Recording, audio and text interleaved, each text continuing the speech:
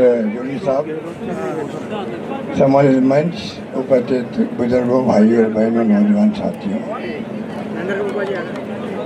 सबसे पहले तो प्रदेश कांग्रेस कमेटी को मैं कहना चाहूँगा कि शॉर्ट नोटिस के अंदर आप सबको यहाँ पर इकट्ठा किया, आप सब आए। रात को 9-10 बजे इतला आई थी AICC से, और ऐसे वक्त में कहने की आवश्यकता नहीं होनी चाहिए।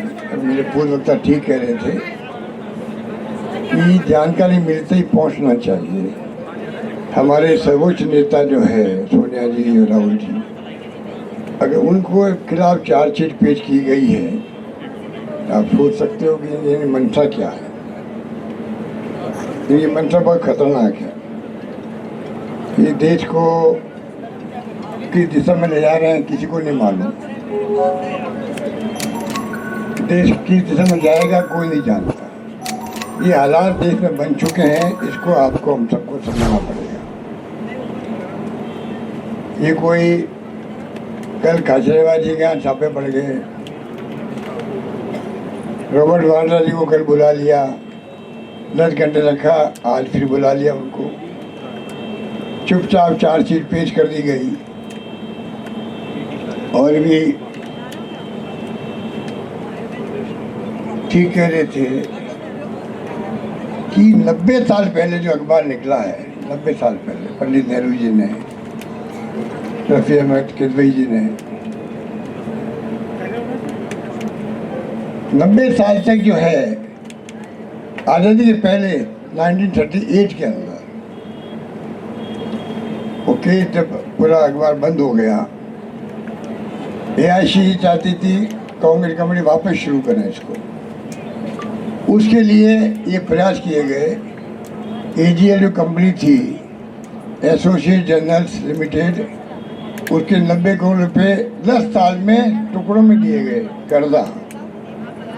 किसी दिया गया कि वहाँ पे जो कर्मचारी काम कर रहे थे, 70 करोड़ तो 90 में से तनख्वाह चुकानी थी उनकी, और 20 करोड़ रुपए वापस शुरू कैसे करें, 3 अखबार वो प्रयास किए जा रहे थे। ED घुस गई, IO लग गया, इंक्वायरी हो गई, और इंक्वायरी में आ गया सोनिया गांधी, राहुल गांधी कोई दोषी नहीं है। उसके बावजूद जो ये नाटक चल रहा देश के अंदर, और पूरे मुल्क में आपकी तरह धरना लिए बैठे लोग, तो आप सोच सकते हैं कि ये चाहते क्या है। और ये ठीक कहा गया कि जो नई कंपनी बनी है यंग इंडियंस, वो नॉन प्रॉफिट कंपनी है, उसमें 1 रुपया भी प्रॉफिट में नहीं आ सकता, कॉमर्शियल काम नहीं हो सकते उसके अंदर। वो कंपनी बनाई, कोई लेन देन नहीं हुआ है। जब पैसे का लेन देन हुआ ही नहीं तो ED कहाँ आ गई? बिना पैसे के लेन देन के ED घुस गई, नोटिस दे दिए। 600-700 करोड़ रुपए की संपत्तियां हैं नीचे कर, बॉम्बे में, दिल्ली में, लखनऊ में, अटैच करने की बात कर ली। अब सोच लो, पूरा जैसे इलेक्शन के पहले AICC के सारे अकाउंट बंद कर दिए गए थे।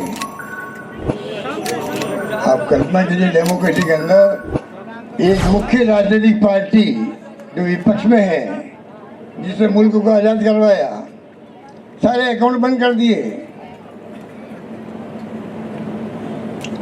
चुनाव कैसे लड़ेंगे? तो जो इस प्रकार के हरकतें कर रहे हैं, पागलपन की भी हद होती है, ये उससे आगे निकल गए। इसलिए आपका आना मायने रखता है। ऐसे वक्त में जो आते हैं, पार्टी में उसी की पूंछ होती है, पहुँच होती है, इज्जत होती है, मान सम्मान होता है। और मैं आपको बधाई देना चाहूँगा कि आप लोग संकल्प करके जाएं यहाँ से। अभी तो लंबा संघर्ष है। जब जब राहुल गांधी बोलेंगे बीजेपी के खिलाफ में मोर्चा खोलेंगे, तब तक ऐसी कार्रवाई होती रहेगी। ये तो कांग्रेस मुक्त भारत की बात करते थे। इनको गांधी परिवार से मोदी जी क्या कहते हैं आपको मालूम है। अब इनको इतिहास कौन बताया कि मोतीलाल नेहरू जैसे अमीर व्यक्ति इलाहाबाद के अंदर आनंद भवन दे दिया देश को, करोड़ों अरबों की संपत्ति है वो आनंद भवन और वो सब। आज़ादी के वक्त की महात्मा गांधी वहीं बैठ के काम करते थे।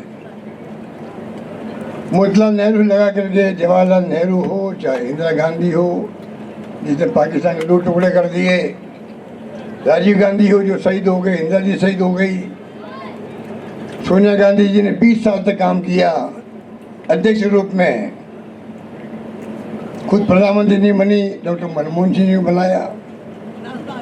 इतने कानून पास किए जो आज आप सबके जानकारी में है। ये कोई मंच नहीं कि मैं उनको गिनूँ आपको। और राहुल गांधी जो एक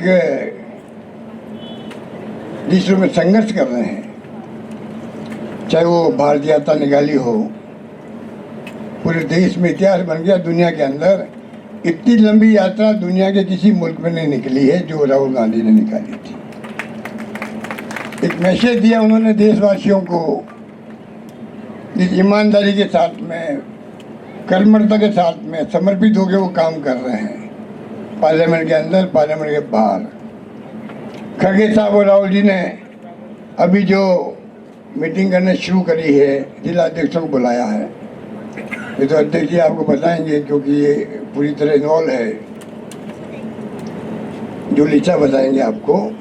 पर जो रास्ता पकड़ा है राहुल गांधी ने, जब वो जाति के जनगणना की बात करते हैं, गरीब की बात करते हैं, SC, ST, OBC की बात करते हैं, EWS की बात करते हैं, आप समझ सकते हैं कि उनकी आवाज़ बन के हमें आगे बढ़ना पड़ेगा। खाली उनके बोलने से कुछ नहीं होगा। वो तो कहेंगे अपनी बात कह रहे हैं, पर जिनके लिए कह रहे हैं उनको ही नहीं मालूम अभी तो। वो आपको हमको बताना पड़ेगा उनको। इसीलिए जो प्रदेश कांग्रेस कमेटी ने बीड़ा उठाया है संगठन को मजबूत करने का, ये तय हुआ था AICC के अंदर, वर्किंग कमेटी के अंदर। ये पूरा साल संगठन की मजबूती को समर्पित है। मुझे खुशी है कि राजस्थान प्रदेश कांग्रेस कमेटी ने मंडल बना रही है, बूथ कमेटी बना रही है। पहली बार आपके BLA लग रहे हैं। मेरे ख्याल से देश भर के अंदर अन्य राज्यों में ये मंडल और जो एक्टिविटी चल रही राजस्थान में उस रूप में कहीं नहीं चल रही है, ऐसा मैं एहसास करता हूँ। तो मैं विश्वास है प्रदेश कांग्रेस कमेटी ने जो बेड़ा उठाया है, उसके माध्यम से जब राहुल गांधी कोई बात बोलेगा, सोनिया जी कोई बात कहेगी, खड़गे साहब कहेंगे, तो हमारे बूथ लेवल के कार्यकर्ता स्वतः ही निकल जाएंगे घर घर जाके प्रचार करने का। बातें कहने को बहुत सारी है, क्योंकि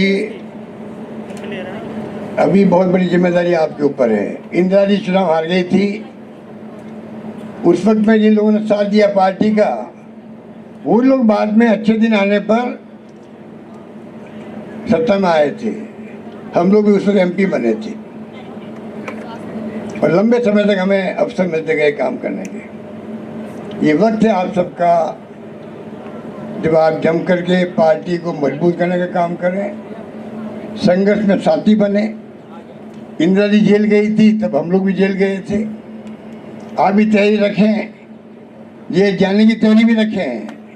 जरूरत पड़े तो आप पीछे नहीं हटें। आप में प्रतिस्पर्धा होनी चाहिए कि अगर जेल पर अभियान चलेगा कांग्रेस का तो सबसे पहले मैं जाऊंगा, ये आप में प्रतिस्पर्धा होनी चाहिए। तब जाकर के ये लड़ाई जो है हम जीत पाएंगे। इसलिए यही बात करता हुआ अध्यक्ष जी को, जूली साहब को हम विश्वास दिलाना चाहेंगे कि पूरी कांग्रेस पार्टी आपके नेतृत्व में आगे बढ़ेगी। आप प्रोग्राम देते रहिएगा, हम पूरा साथ देंगे। यही बात करता हूँ, मैं अपनी बात समाप्त करता हूँ। मुझे जाना पड़ेगा, मैं कहीं प्रोग्राम जा ही नहीं रहा हूँ। अध्यक्ष जानते हैं कि मेरी तबीयत में गड़बड़ थी, पर फिर भी मैं ये प्रोग्राम बहुत महत्व का था, इसलिए मैं आया हूँ। मुझे खुशी है कि आप इतनी बड़ी तादाद में शॉर्ट नोटिस में आए हैं। आप सबको बधाई, शुभकामनाएं, धन्यवाद, जय हिंद।